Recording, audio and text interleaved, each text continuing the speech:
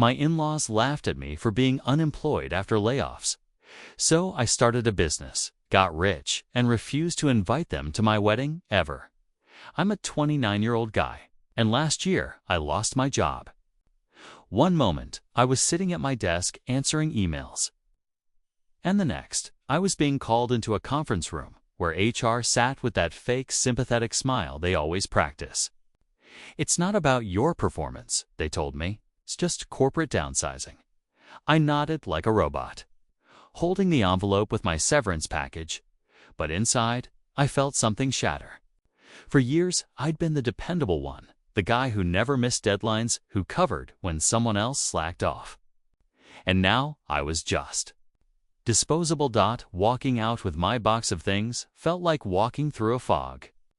My hands trembled around the weight of my coffee mug, framed photo, and a plant that didn't survive long after. I didn't even tell my fiancée right away. I sat in my car for an hour, staring at the steering wheel, trying to convince myself I hadn't failed her. When I finally called, she answered with concern, not judgment. "We'll get through this," she said softly. Together, that gave me a flicker of strength. But not everyone reacted that way. Her parents had always been skeptical of me. They liked to remind her that she could have done better. When they heard about the layoff, they didn't even try to hide their smirks. To them, this wasn't just bad luck, which was proof I was weak, proof they had been right all along. They whispered their doubts louder, treating me like I had dragged their daughter into a sinking ship. I tried to shake it off, but their judgment clung to me like smoke. Every family dinner, every sideways glance, carried the weight of their contempt. And the worst part? They didn't even bother to pretend they respected me anymore. That's when their laughter began. I'll never forget it.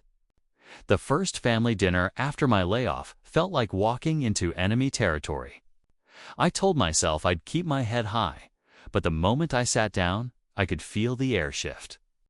The clinking of silverware, the forced smiles, it was like everyone at the table knew I was the evening's entertainment.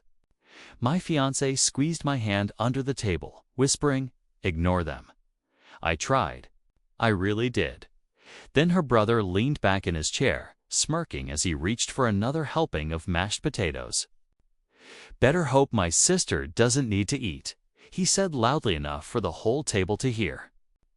Unemployed husbands don't exactly buy groceries. The table erupted in laughter, sharp and cruel, bouncing off the walls until it cut right through me. My chest tightened, my face burned hot, and I forced a smile I didn't feel, as if that wasn't enough. Her mother chimed in with her wineglass half raised, her voice dripping with mock sweetness. "We always told her she married down," she said, laughing. "But we didn't know it would be this far down."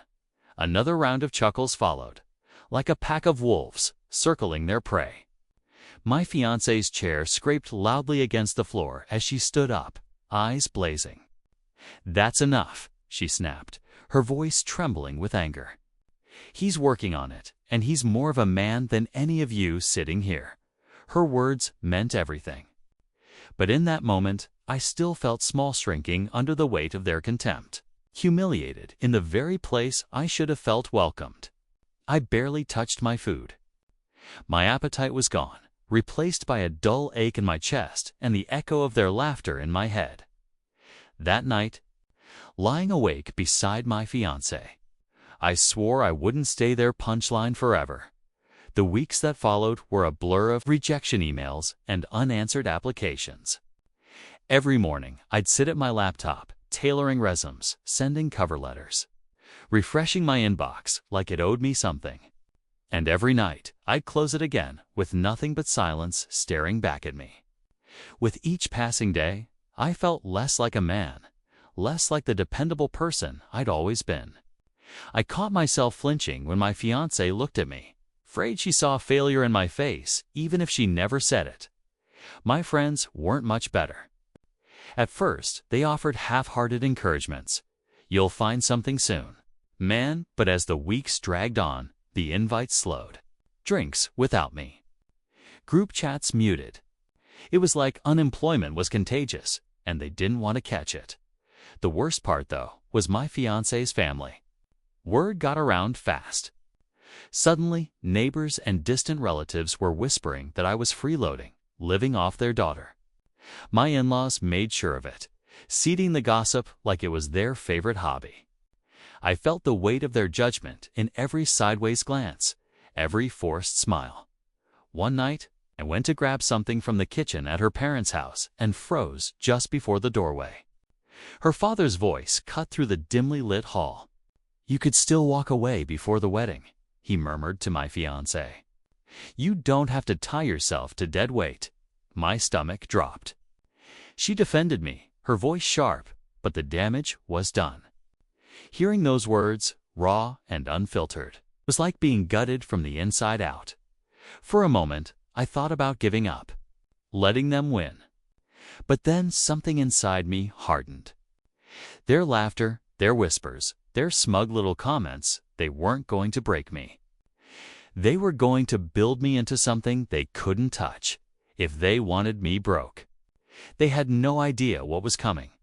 Somewhere between the rejection emails and sleepless nights, I dug through old folders on my laptop. Buried in the mess were projects I'd tinkered with years ago, websites I'd built for friends. Little freelance coding gigs I used to take on weekends for extra cash. Back then, it was just a hobby, nothing serious. But staring at those files, I felt a flicker of something I hadn't felt in months. Possibility, when I mentioned it to my fiancée.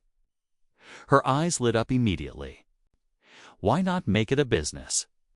she asked, her tone firm but encouraging. "You're already good at it. Why wait for someone to give you a job when you can make your own?" Her faith in me was steady, unshaken, and for the first time, I let myself believe maybe she was right. So I registered a small LLC, heart pounding as I filled out the forms. It didn't feel real, yet just paperwork and a dream.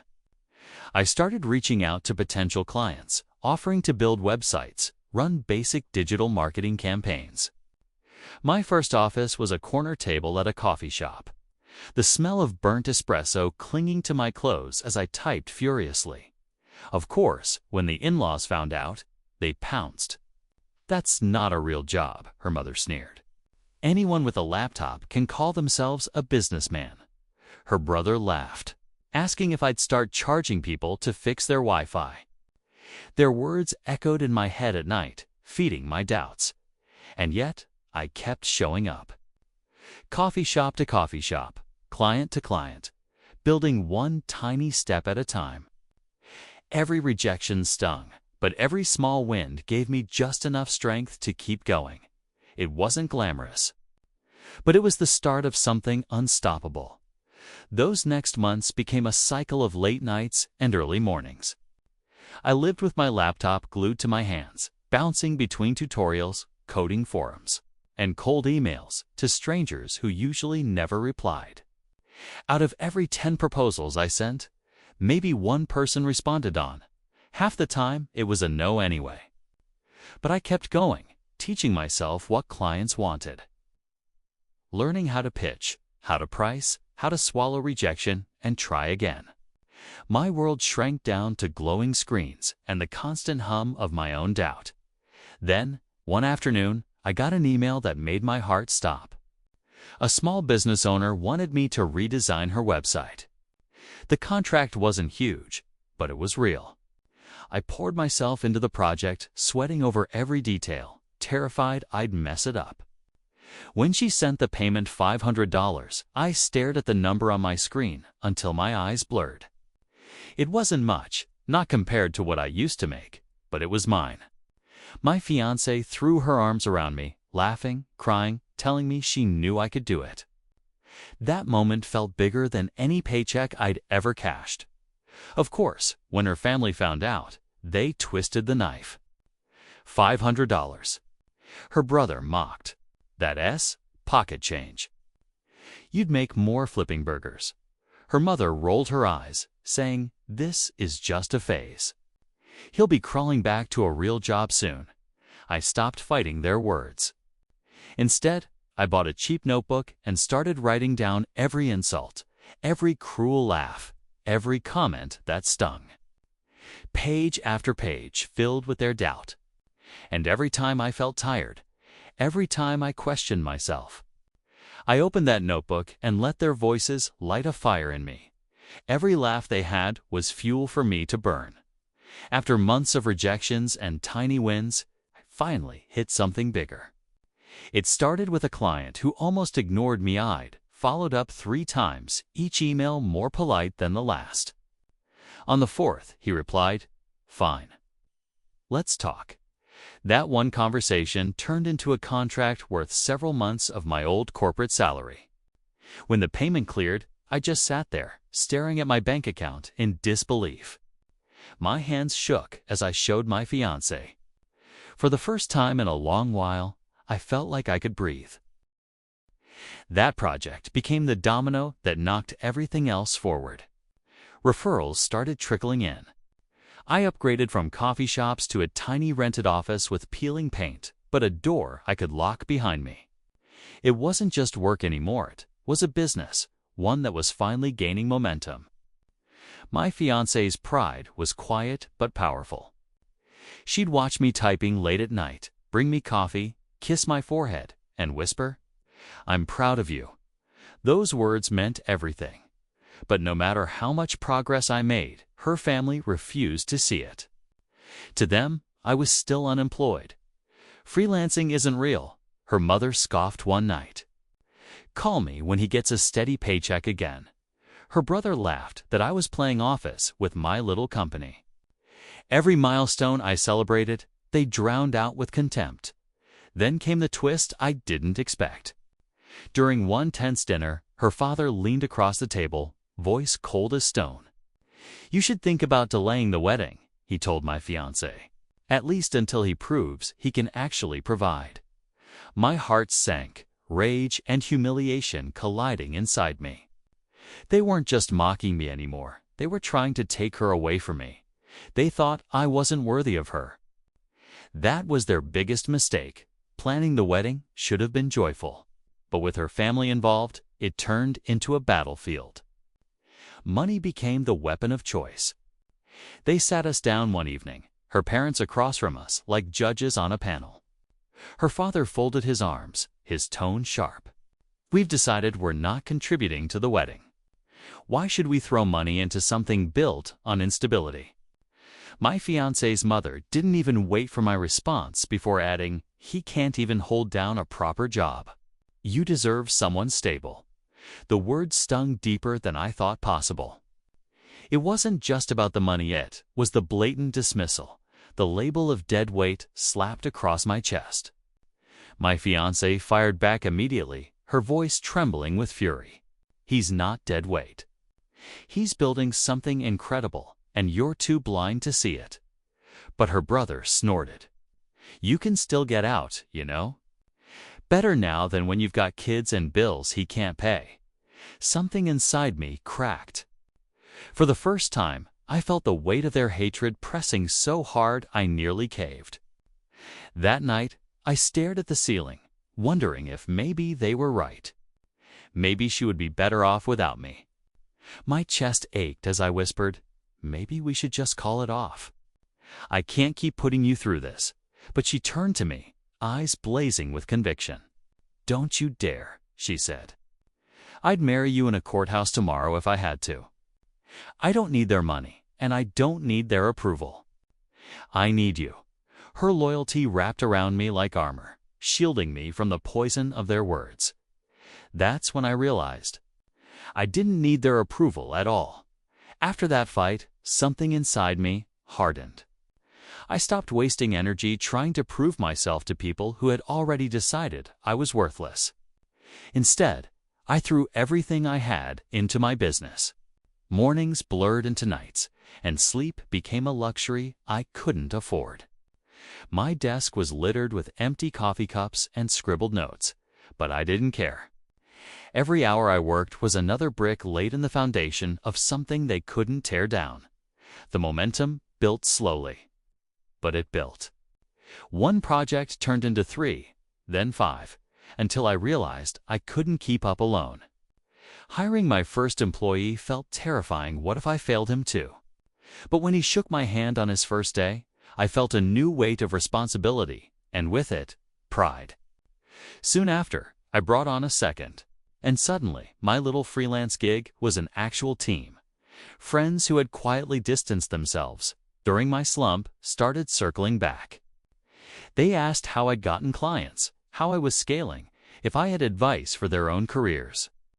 The same people who once looked down on me now treated me like I had answers they needed. Through it all, my fiancée became more than just my partner in love. She was my partner in business.